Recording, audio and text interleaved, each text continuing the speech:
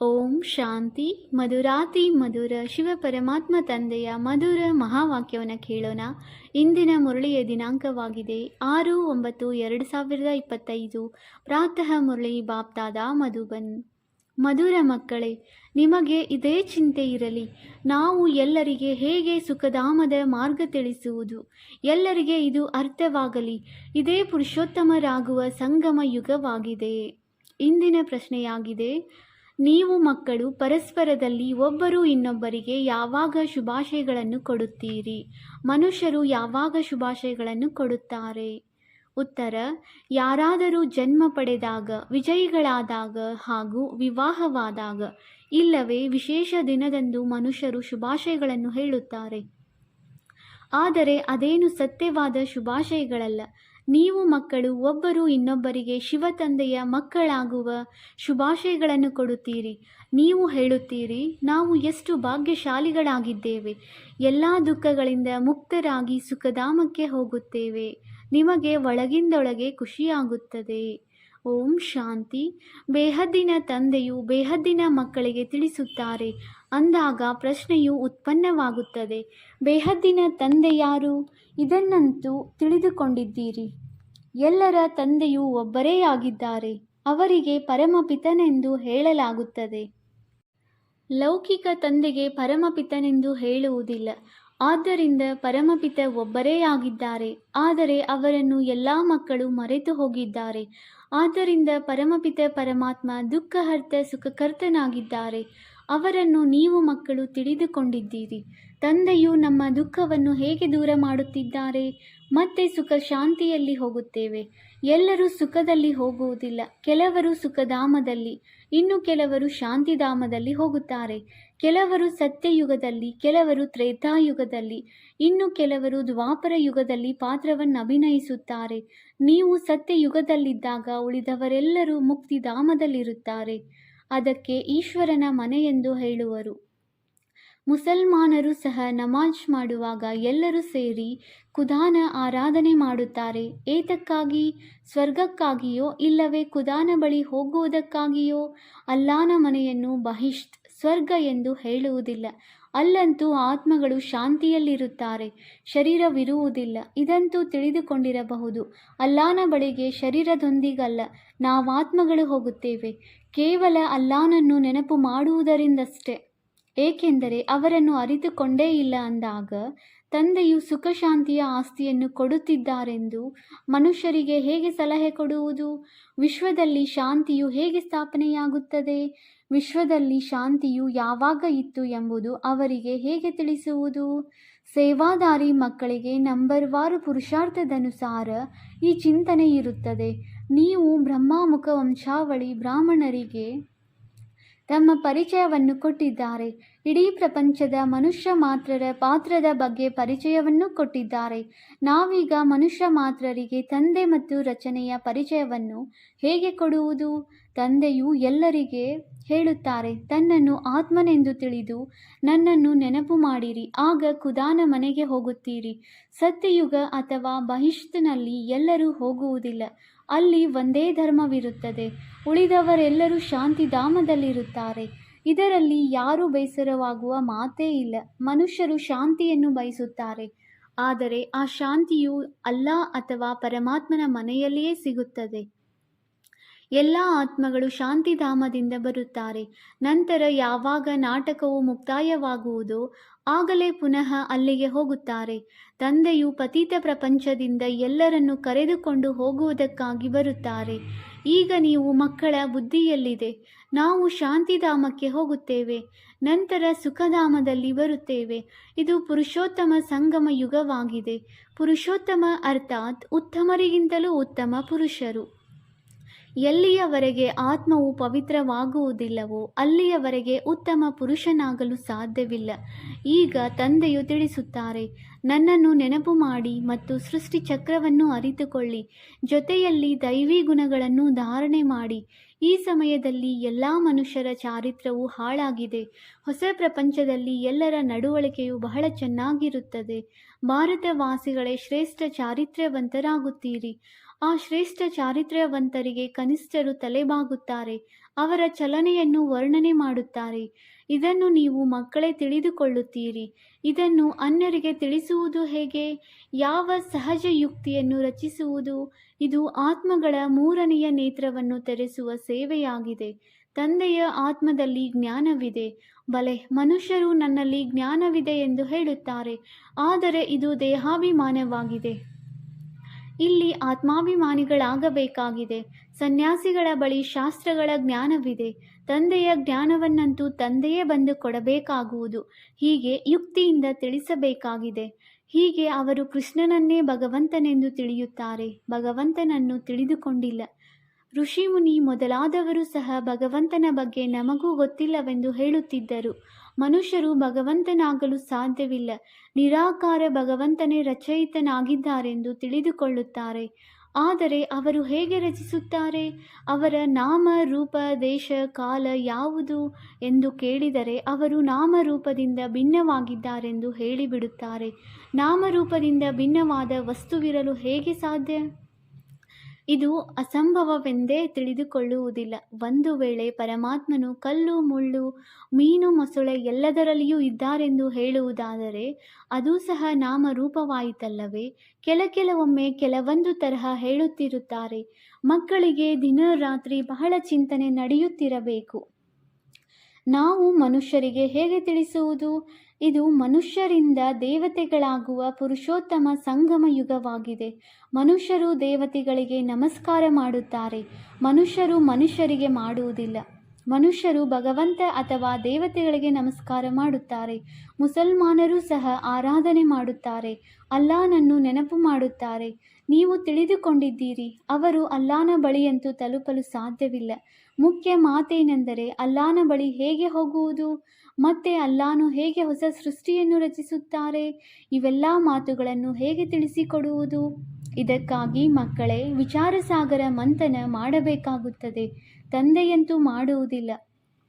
ತಂದೆಯು ಮಕ್ಕಳಿಗೆ ವಿಚಾರಸಾಗರ ಮಂಥನ ಮಾಡುವ ಯುಕ್ತಿಯನ್ನು ಕಲಿಸುತ್ತಾರೆ. ಈ ಸಮಯದಲ್ಲಿ ಎಲ್ಲರೂ ಕಲಿಯುಗದಲ್ಲಿ ತಮೋಪ್ರಧಾನರಾಗಿದ್ದಾರೆ.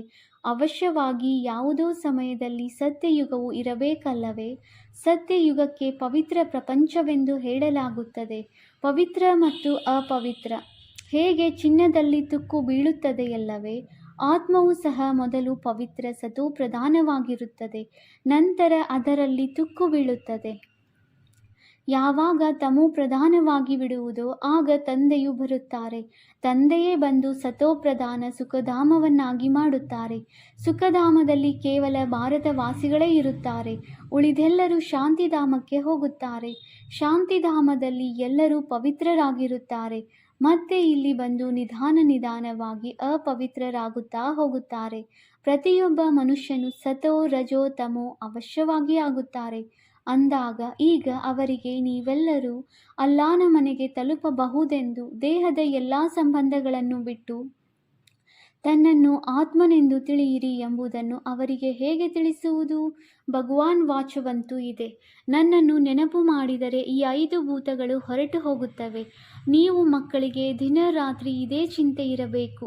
ಹೇಗೆ ತಂದೆಗೂ ಸಹ ಚಿಂತೆಯಾಯಿತು, ಈಗ ಹೋಗಿ ಎಲ್ಲರನ್ನೂ ಸುಖಿಯನ್ನಾಗಿ ಮಾಡುವುದೇ ಎಂಬ ಸಂಕಲ್ಪವೂ ಬಂದಿತು. ಅಂದ ಮೇಲೆ ಮಕ್ಕಳು ಸಹ ತಂದೆಯ ಜೊತೆಯಲ್ಲಿ ಸಹಯೋಗಿಗಳಾಗಬೇಕಾಗಿದೆ. ತಂದೆಯೊಬ್ಬರೇ ಏನು ಮಾಡುವರು? ಒಬ್ಬರಿಂದ ವಿಚಾರಸಾಗರ ಮಂಥನ ಮಾಡಿ ಮನುಷ್ಯರಿಗೆ ಇದು ಪುರುಷೋತ್ತಮ ಸಂಗಮ ಯುಗವೆಂದು ಕೂಡಲೇ ಅರ್ಥವಾಗಬೇಕೆಂದರೆ ಇಂತಹ ಯಾವ ಉಪಾಯವನ್ನು ರಚಿಸುವುದು? ಈ ಸಮಯದಲ್ಲಿಯೇ ಮನುಷ್ಯರು ಪುರುಷೋತ್ತಮರಾಗುತ್ತಾರೆ. ಮೊದಲು ಶ್ರೇಷ್ಠರಾಗಿರುತ್ತಾರೆ, ನಂತರ ಕೆಳಗಿಳಿಯುತ್ತಾರೆ ಎಂಬುದನ್ನು ಹೇಗೆ ತಿಳಿಸುವುದು? ಮೊಟ್ಟ ಮೊದಲಿಗೆ ಕೆಳಗಿಳಿಯುವುದಿಲ್ಲ ಅಲ್ಲವೇ? ಏಕೆಂದರೆ ಬಂದ ತಕ್ಷಣವೇ ತಮೋಪ್ರಧಾನರಾಗುವುದಿಲ್ಲ. ಪ್ರತಿಯೊಂದು ವಸ್ತು ಮೊದಲು ಸತೋಪ್ರಧಾನ, ನಂತರ ಸತೋ ರಜೋ ತಮೋ ಆಗುತ್ತದೆ. ಮಕ್ಕಳು ಇಷ್ಟೊಂದು ಪ್ರದರ್ಶನಗಳನ್ನಿಡುತ್ತಾರೆ, ಆದರೂ ಸಹ ಮನುಷ್ಯರು ಏನೂ ತಿಳಿದುಕೊಳ್ಳುತ್ತಿಲ್ಲ. ಅಂದ ಮೇಲೆ ಮತ್ತೇನು ಉಪಾಯ ಮಾಡುವುದು? ಭಿನ್ನ ಭಿನ್ನ ಉಪಾಯಗಳನ್ನಂತೂ ಮಾಡಬೇಕಾಗುತ್ತದೆಯಲ್ಲವೇ? ಅದಕ್ಕಾಗಿ ಸಮಯವೂ ಸಿಕ್ಕಿದೆ. ತಕ್ಷಣ ಯಾರೂ ಸಂಪೂರ್ಣರಾಗಿ ಬಿಡುವುದಿಲ್ಲ. ಚಂದ್ರಮನು ಸಹ ಸ್ವಲ್ಪ ಸ್ವಲ್ಪವಾಗಿಯೇ ಕೊನೆಗೆ ಸಂಪೂರ್ಣನಾಗುತ್ತಾನೆ. ನಾವು ಸಹ ತಮೋ ಪ್ರಧಾನರಾಗಿದ್ದೇವೆ. ಮತ್ತೆ ಸತೋ ಪ್ರಧಾನರಾಗುವುದರಲ್ಲಿ ಸಮಯ ಹಿಡಿಸುತ್ತದೆ. ಅದಂತೂ ಜಡ. ಇದು ಚೈತನ್ಯ ಆತ್ಮಗಳ ಮಾತಾಗಿದೆ ಅಂದಾಗ ನಾವು ಹೇಗೆ ತಿಳಿಸಿಕೊಡಬೇಕು? ಮುಸಲ್ಮಾನರ ಮೌಳಿಗೆ ತಿಳಿಸಿರಿ. ನೀವು ಈ ನಮಾಜನ್ನು ಏಕೆ ಓದುತ್ತೀರಿ? ಯಾರ ನೆನಪಿನಲ್ಲಿ ಓದುತ್ತೀರಿ? ಇದನ್ನು ವಿಚಾರಸಾಗರ ಮಂಥನ ಮಾಡಬೇಕಾಗಿದೆ. ವಿಶೇಷ ದಿನಗಳಂದು ರಾಷ್ಟ್ರಪತಿ ಮೊದಲಾದವರು ಸಹ ಮಸೀದಿಗೆ ಹೋಗುತ್ತಾರೆ. ಹಿರಿಯರೊಂದಿಗೆ ಆಲಿಂಗನ ಮಾಡುತ್ತಾರೆ. ಎಲ್ಲ ಮಸೀದಿಗಳಿಗೂ ಒಂದು ದೊಡ್ಡ ಮಸೀದಿ ಇರುತ್ತದೆ. ಅಲ್ಲಿಗೆ ಈದ್ ಮುಬಾರಕ್ ಕೊಡಲು ಹೋಗುತ್ತಾರೆ. ಈಗ ಶುಭಾಶಯಗಳಂತೂ ಇದಾಗಿದೆ. ಯಾವಾಗ ಎಲ್ಲ ದುಃಖಗಳಿಂದ ಮುಕ್ತರಾಗಿ ಸುಖಧಾಮದಲ್ಲಿ ಹೋಗುತ್ತೇವೆಯೋ ಆಗ ಶುಭಾಶಯಗಳು ಎಂದು ಹೇಳಲಾಗುವುದು. ನಾವು ಖುಷಿಯ ಸಮಾಚಾರವನ್ನು ತಿಳಿಸುತ್ತೇವೆ. ಯಾರಾದರೂ ವಿಜಯಿಯಾದಾಗಲೂ ಶುಭಾಶಯಗಳನ್ನು ಹೇಳುತ್ತಾರೆ. ವಿವಾಹವಾದಾಗಲೂ ಶುಭಾಶಯಗಳನ್ನು ಹೇಳುತ್ತಾರೆ. ಅಂದರೆ ಸದಾ ಸುಖಿಯಾಗಿರಿ ಎಂದು. ಈಗ ನಿಮಗೆ ತಂದೆಯು ತಿಳಿಸಿದ್ದಾರೆ. ಪ್ರತಿಯೊಬ್ಬರಿಗೆ ಹೇಗೆ ಶುಭಾಶಯಗಳನ್ನು ಕೊಡುವುದು? ಈ ಸಮಯದಲ್ಲಿ ನಾವು ಬೇಹದ್ದಿನ ತಂದೆಯಿಂದ ಮುಕ್ತಿ ಜೀವನ್ಮುಕ್ತಿಯ ಆಸ್ತಿಯನ್ನು ಪಡೆಯುತ್ತಿದ್ದೇವೆ. ನಿಮಗಂತೂ ಸತ್ಯವಾದ ಶುಭಾಶಯಗಳು ಸಿಗುತ್ತದೆ. ತಂದೆಯು ತಿಳಿಸುತ್ತಾರೆ, ಮಕ್ಕಳೇ, ನಿಮಗೆ ಶುಭಾಶಯಗಳು. ನೀವು 21 ಜನ್ಮಗಳಿಗಾಗಿ ಪದುಮಾಪತಿಗಳಾಗುತ್ತಿದ್ದೀರಿ. ಈಗ ಎಲ್ಲ ಮನುಷ್ಯರು ತಂದೆಯಿಂದ ಹೇಗೆ ಆಸ್ತಿಯನ್ನು ಪಡೆದುಕೊಳ್ಳುವುದು ಹಾಗೂ ಎಲ್ಲರಿಗೆ ಶುಭಾಶಯಗಳು ಸಿಗುವುದು ನಿಮಗೂ ಈಗ ಅರ್ಥವಾಗಿದೆ. ಆದರೆ ನಿಮಗೆ ಶುಭಾಶಯಗಳನ್ನು ಮನುಷ್ಯರು ಕೊಡಲು ಸಾಧ್ಯವಿಲ್ಲ. ನಿಮ್ಮನ್ನು ತಿಳಿದುಕೊಂಡೇ ಇಲ್ಲ. ಶುಭಾಶಯಗಳನ್ನು ಕೊಡುವುದಾದರೆ ತಾವು ಅವಶ್ಯವಾಗಿ ಬಂದು ಶುಭಾಶಯಗಳನ್ನು ಪಡೆದುಕೊಳ್ಳಲು ಯೋಗ್ಯರಾಗುವರು. ನೀವಂತೂ ಗುಪ್ತವಾಗಿದ್ದೀರಲ್ಲವೇ? ಒಬ್ಬರು ಇನ್ನೊಬ್ಬರಿಗೆ ಶುಭಾಶಯಗಳನ್ನು ಕೊಡಬಲ್ಲಿರಿ. ಶುಭಾಶಯಗಳು. ನಾವು ಬೇಹದ್ದಿನ ತಂದೆಯ ಮಕ್ಕಳಾಗಿದ್ದೇವೆ. ನೀವು ಮಕ್ಕಳು ಎಷ್ಟು ಭಾಗ್ಯಶಾಲಿಗಳಾಗಿದ್ದೀರಿ. ಯಾರಾದರೂ ಜನ್ಮ ಪಡೆದಾಗ ಅಥವಾ ಲಾಟರಿ ಸಿಕ್ಕಿದಾಗ ಶುಭಾಶಯಗಳೆಂದು ಹೇಳುತ್ತಾರೆ. ಮಕ್ಕಳು ಉತ್ತೀರ್ಣರಾದಾಗಲೂ ಸಹ ಶುಭಾಶಯಗಳನ್ನು ಹೇಳುತ್ತಾರೆ. ನಿಮಗೆ ಒಳಗಿಂದೊಳಗೆ ಖುಷಿಯಾಗುತ್ತದೆ. ತಮಗೆ ಶುಭಾಶಯಗಳನ್ನು ಹೇಳಿಕೊಳ್ಳುತ್ತೀರಿ. ನಮಗೆ ತಂದೆಯು ಸಿಕ್ಕಿದ್ದಾರೆ. ಅವರಿಂದ ನಾವು ಆಸ್ತಿಯನ್ನೂ ಪಡೆಯುತ್ತಿದ್ದೇವೆ. ತಂದೆಯು ತಿಳಿಸುತ್ತಾರೆ, ನೀವಾತ್ಮಗಳು ದುರ್ಗತಿಯನ್ನು ಪಡೆದಿದ್ದೀರಿ. ನೀವೀಗ ಸದ್ಗತಿಯನ್ನು ಪಡೆಯುತ್ತೀರಿ. ಶುಭಾಶಯಗಳಂತೂ ಎಲ್ಲರಿಗೂ ಸಿಗುತ್ತದೆ. ಕೊನೆಯಲ್ಲಿ ಎಲ್ಲರಿಗೆ ಅರ್ಥವಾಗುತ್ತದೆ. ಯಾರು ಶ್ರೇಷ್ಠಾತಿ ಶ್ರೇಷ್ಠರಾಗುವರೋ ಅವರ ಕೆಳಗಿನವರಿಗೆ ಶುಭಾಶಯಗಳನ್ನು ಹೇಳುವರು. ತಾವು ಸೂರ್ಯವಂಶಿ ಕುಲದಲ್ಲಿ ಮಹಾರಾಜ ಮಹಾರಾಣಿಯರಾಗುತ್ತೀರಿ. ನೀಚ ಕುಲದವರು ಯಾರು ವಿಜಯಮಾಲೆಯ ಮಣಿಯಾಗುವರೋ ಅವರಿಗೆ ಶುಭಾಶಯಗಳನ್ನು ಹೇಳುತ್ತಾರೆ. ಯಾರು ತೇರ್ಗಡೆಯಾಗುವರೋ ಅವರಿಗೆ ಶುಭಾಶಯಗಳು ಸಿಗುವುದು. ಅವರದೇ ಪೂಜೆಯೂ ನಡೆಯುತ್ತದೆ. ಆತ್ಮಕ್ಕೂ ಶುಭಾಶಯಗಳು. ಯಾವುದು ಶ್ರೇಷ್ಠ ಪದವಿಯನ್ನು ಪಡೆಯುತ್ತದೆ, ನಂತರ ಭಕ್ತಿ ಮಾರ್ಗದಲ್ಲಿ ಅವರಿಗೆ ಪೂಜೆಯೂ ನಡೆಯುತ್ತದೆ. ಏಕೆ ಪೂಜೆ ಮಾಡುತ್ತೇವೆಂದು ಮನುಷ್ಯರಿಗೆ ಗೊತ್ತಿಲ್ಲ. ಅಂದಾಗ ಮಕ್ಕಳಿಗೆ ಇದೇ ಚಿಂತೆ ಇರುತ್ತದೆ. ಎಲ್ಲರಿಗೆ ಹೇಗೆ ತಿಳಿಸಿಕೊಡುವುದು? ನಾವು ಪವಿತ್ರರಾಗಿದ್ದೇವೆ. ಅನ್ಯರನ್ನು ಪವಿತ್ರರನ್ನಾಗಿ ಮಾಡುವುದು ಹೇಗೆ? ಪ್ರಪಂಚವಂತೂ ದೊಡ್ಡದಾಗಿದೆಯಲ್ಲವೇ? ಮನೆ ಮನೆಗೂ ಸಂದೇಶ ತಲುಪಬೇಕಾದರೆ ಯಾವ ಯುಕ್ತಿಯನ್ನು ರಚಿಸುವುದು? ಸಂದೇಶ ಪತ್ರಗಳನ್ನು ಹಂಚುವುದರಿಂದಲೂ ಎಲ್ಲರಿಗೂ ಸಿಗುವುದಿಲ್ಲ. ಈಗಂತೂ ಪ್ರತಿಯೊಬ್ಬರ ಕೈಗೆ ಸಂದೇಶವು ಸಿಗಬೇಕು. ಏಕೆಂದರೆ ತಂದೆಯ ಬಳಿ ಹೋಗಿ ಹೇಗೆ ತಲುಪಬೇಕೆಂದು ಅವರಿಗೆ ತಿಳಿದೇ ಇಲ್ಲ. ಎಲ್ಲ ಮಾರ್ಗಗಳು ಪರಮಾತ್ಮನೊಂದಿಗೆ ಮಿಲನ ಮಾಡುವ ಮಾರ್ಗಗಳೆಂದು ಹೇಳಿಬಿಡುತ್ತಾರೆ. ಆದರೆ ತಂದೆಯು ಹೇಳುತ್ತಾರೆ, ಈ ಭಕ್ತಿ ದಾನ ಪುಣ್ಯ ಇತ್ಯಾದಿಗಳನ್ನು ಜನ್ಮ ಜನ್ಮಾಂತರದಿಂದಲೂ ಮಾಡುತ್ತಾ ಬಂದಿದ್ದೀರಿ. ಆದರೆ ಮಾರ್ಗವೆಲ್ಲಿ ಸಿಕ್ಕಿತು? ಇದೆಲ್ಲವೂ ಅನಾದಿಯಿಂದ ನಡೆಯುತ್ತಾ ಬಂದಿದೆ ಎಂದು ಹೇಳಿಬಿಡುತ್ತಾರೆ. ಆದರೆ ಯಾವಾಗಿನಿಂದ ಆರಂಭವಾಯಿತು? ಅನಾದಿಯ ಅರ್ಥವನ್ನೂ ತಿಳಿದುಕೊಂಡಿಲ್ಲ. ನಿಮ್ಮಲ್ಲಿಯೂ ಸಹ ನಂಬರ್ವಾರ್ ಪುರುಷಾರ್ಥದನುಸಾರ ತಿಳಿದುಕೊಂಡಿದ್ದೀರಿ. ಜ್ಞಾನದ ಪ್ರಾರಬ್ಧವು 21 ಜನ್ಮಗಳವರೆಗೆ ನಡೆಯುತ್ತದೆ. ಅದು ಸುಖ, ನಂತರ ದುಃಖ ಸಿಗುತ್ತದೆ. ನೀವು ಮಕ್ಕಳಿಗೆ ಲೆಕ್ಕವನ್ನು ತಿಳಿಸಲಾಗುತ್ತದೆ. ಬಹಳ ಭಕ್ತಿ ಮಾಡಿದ್ದೀರಿ. ಇವೆಲ್ಲ ರಹಸ್ಯಯುಕ್ತ ಮಾತುಗಳನ್ನು ಒಬ್ಬೊಬ್ಬರಿಗೂ ತಿಳಿಸಲು ಸಾಧ್ಯವಿಲ್ಲ. ಏನು ಮಾಡುವುದು? ದಿನಪತ್ರಿಕೆಗಳಲ್ಲಿ ಹಾಕಿಸಬೇಕು. ಸಮಯವಂತೂ ಹಿಡಿಸುತ್ತದೆ.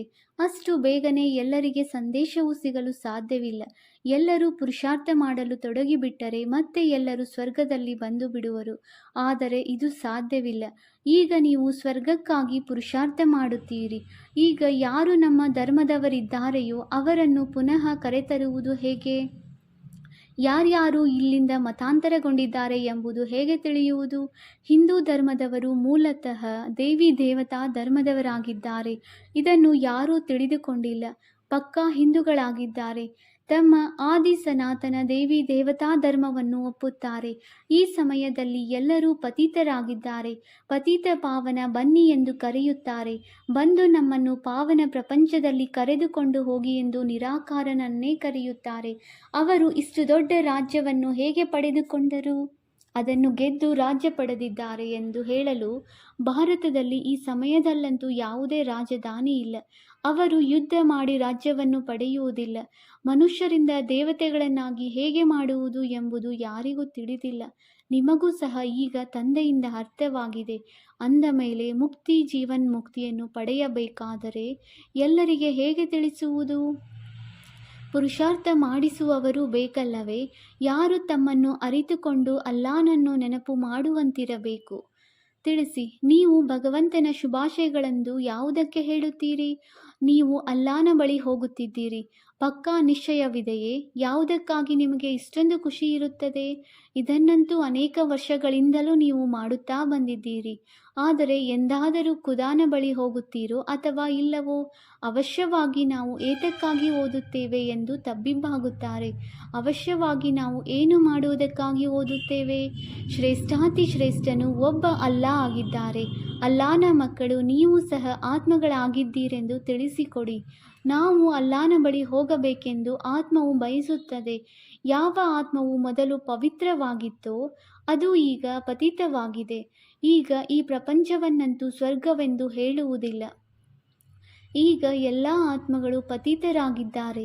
ಅಂದ ಮೇಲೆ ಅಲ್ಲಾನ ಮನೆಗೆ ಹೋಗಲು ಹೇಗೆ ಪಾವನರಾಗುವುದು? ಅಲ್ಲಿ ವಿಕಾರಿ ಆತ್ಮಗಳಿರುವುದಿಲ್ಲ. ಅಂದ ಮೇಲೆ ನಿರ್ವಿಕಾರಿಯಾಗಬೇಕು. ಅಂದರೆ ತಕ್ಷಣ ಸತೋಪ್ರಧಾನರಾಗಿ ಬಿಡುವುದಿಲ್ಲ. ಇದೆಲ್ಲವನ್ನು ವಿಚಾರಸಾಗರ ಮಂಥನ ಮಾಡಬೇಕಾಗಿದೆ. ಈ ತಂದೆಗೆ, ಬ್ರಹ್ಮ ತಂದೆಯವರಿಗೆ ವಿಚಾರಸಾಗರ ಮಂಥನ ನಡೆಯುತ್ತದೆ. ಆದ್ದರಿಂದಲೇ ತಿಳಿಸುತ್ತಾರಲ್ಲವೇ, ಯಾರಿಗೆ ಹೇಗೆ ತಿಳಿಸಬೇಕೆಂದು ಯುಕ್ತಿಗಳನ್ನು ರಚಿಸಬೇಕು. ಒಳ್ಳೆಯದು. ಮಧುರಾತಿ ಮಧುರ ಅಗಲಿ ಹೋಗಿ ಮರಳಿ ಸಿಕ್ಕಿರುವ ಮಕ್ಕಳ ಪ್ರತಿ ಮಾತಾಪಿತ ಬಾಪ್ದಾದಾರವರ ನೆನಪು, ಪ್ರೀತಿ ಹಾಗೂ ಸುಪ್ರಭಾತ. ಆತ್ಮಿಕ ಮಕ್ಕಳಿಗೆ ಆತ್ಮಿಕ ತಂದೆಯ ನಮಸ್ತೆ. ನಾವು ಆತ್ಮಿಕ ಮಕ್ಕಳಿಂದ ಆತ್ಮಿಕ ತಂದೆಗೆ ನೆನಪು, ಪ್ರೀತಿ ಹಾಗೂ ನಮಸ್ತೆ ನಮಸ್ತೆ ನಮಸ್ತೆ. ಧಾರಣೆಗಾಗಿ ಮುಖ್ಯ ಸಾರ. ಪಾಯಿಂಟ್ ನಂಬರ್ 1, ನಾನು ಹೋಗಿ ಮಕ್ಕಳನ್ನು ದುಃಖದಿಂದ ಬಿಡಿಸೋಣ, ಸುಖಿಗಳನ್ನಾಗಿ ಮಾಡೋಣ ಎಂದು ಹೇಗೆ ತಂದೆಗೆ ವಿಚಾರ ಬಂದಿತೋ ಅದೇ ರೀತಿ ತಂದೆಗೆ ಸಹಯೋಗಿಗಳಾಗಬೇಕಾಗಿದೆ. ಮನೆ ಮನೆಗೂ ಸಂದೇಶ ಕೊಡುವ ಯುಕ್ತಿಗಳನ್ನು ರಚಿಸಬೇಕಾಗಿದೆ. ಪಾಯಿಂಟ್ ನಂಬರ್ 2, ಸರ್ವರ ಶುಭಾಶಯಗಳನ್ನು ಪ್ರಾಪ್ತಿ ಮಾಡಿಕೊಳ್ಳಲು ವಿಜಯಮಾಲೆಯ ಮಣಿಗಳಾಗುವ ಪುರುಷಾರ್ಥ ಮಾಡಬೇಕು, ಪೂಜ್ಯರಾಗಬೇಕಾಗಿದೆ. ವರದಾನ: ಮಾಡುವವರು ಮತ್ತು ಮಾಡಿಸುವವರ ಸ್ಮೃತಿಯಿಂದ ಲೈಟ್ನ ಕಿರೀಟಧಾರಿ ಭವ. ನಾನು ನಿಮಿತ್ತ ಕರ್ಮಯೋಗಿ, ಮಾಡುವವನಾಗಿದ್ದೇನೆ. ಮಾಡಿಸುವವರು ತಂದೆಯಾಗಿದ್ದಾರೆ. ಒಂದು ವೇಳೆ ಈ ಸ್ಮೃತಿಯು ಸ್ವತಃವಾಗಿಯೇ ಇರುತ್ತದೆ ಎಂದರೆ ಸದಾ ಲೈಟ್ನ ಕಿರೀಟಧಾರಿ ಹಾಗೂ ನಿಶ್ಚಿಂತ ಚಕ್ರವರ್ತಿಯಾಗಿ ಬಿಡುತ್ತೀರಿ. ತಂದೆ ಮತ್ತು ನಾನು ಅಷ್ಟೇ, ಮೂರನೆಯವರು ಯಾರೂ ಇಲ್ಲ. ಈ ಅನುಭೂತಿಯು ಸಹಜವಾಗಿ ನಿಶ್ಚಿಂತ ಚಕ್ರವರ್ತಿಯನ್ನಾಗಿ ಮಾಡಿಬಿಡುತ್ತದೆ. ಯಾರು ಇಂತಹ ಚಕ್ರವರ್ತಿಯಾಗಿರುತ್ತಾರೆ ಅವರೇ ಮಾಯಾಜೀತರು, ಕರ್ಮೇಂದ್ರಿಯಾಜೀತರು ಹಾಗೂ ಪ್ರಕೃತಿಜೀತರಾಗಿ ಬಿಡುತ್ತಾರೆ. ಆದರೆ ಒಂದು ವೇಳೆ ಯಾವುದೇ ತಪ್ಪಿನಿಂದ ಯಾವುದೇ ವ್ಯರ್ಥ ಭಾವದ ಹೊರೆಯು ತಮ್ಮ ಮೇಲೆ ತೆಗೆದುಕೊಂಡು ಬಿಡುತ್ತೀರೆಂದರೆ ಕಿರೀಟಕ್ಕೆ ಬದಲು ಚಿಂತೆಯ ಅನೇಕ ಹೊರೆಯು ತಲೆಯ ಮೇಲೆ ಬಂದು ಬಿಡುತ್ತದೆ. ಸ್ಲೋಗನ್: ಸರ್ವ ಬಂಧನಗಳಿಂದ ಮುಕ್ತರಾಗುವುದಕ್ಕಾಗಿ ದೈಹಿಕ ಸಂಬಂಧದಿಂದ ನಷ್ಟ ಮೋಹಿಯಾಗಿರಿ. ಅವ್ಯಕ್ತ ಸೂಚನೆ: ಈಗ ಲಗನ್ನಿನ ಅಗ್ನಿಯನ್ನು ಪ್ರೀತಿಯ ಅಗ್ನಿಯನ್ನು ಪ್ರಜ್ವಲಿತಗೊಳಿಸಿ ಯೋಗವನ್ನು ಜ್ವಾಲಾರೂಪವನ್ನಾಗಿ ಮಾಡಿ. ಯೋಗದಲ್ಲಿ ಯಾವಾಗ ಅನ್ಯ ಎಲ್ಲ ಸಂಕಲ್ಪಗಳು ಶಾಂತವಾಗುತ್ತವೆ, ಒಂದೇ ಸಂಕಲ್ಪ ಇರುತ್ತದೆ, ತಂದೆ ಮತ್ತು ನಾನು. ಇದಕ್ಕೆ ಶಕ್ತಿಶಾಲಿಯಾದ ಯೋಗವೆಂದು ಹೇಳಲಾಗುತ್ತದೆ. ತಂದೆಯ ಮಿಲನದ ಅನುಭೂತಿ ಇಲ್ಲದೆ ಅನ್ಯ ಎಲ್ಲ ಸಂಕಲ್ಪಗಳು ಸಮಾವೇಶವಾದಾಗ ಹೇಳಲಾಗುತ್ತದೆ ಜ್ವಾಲಾರೂಪದ ನೆನಪು ಯಾವುದರಿಂದ ಪರಿವರ್ತನೆಯಾಗುತ್ತದೆ. ಓಂ ಶಾಂತಿ.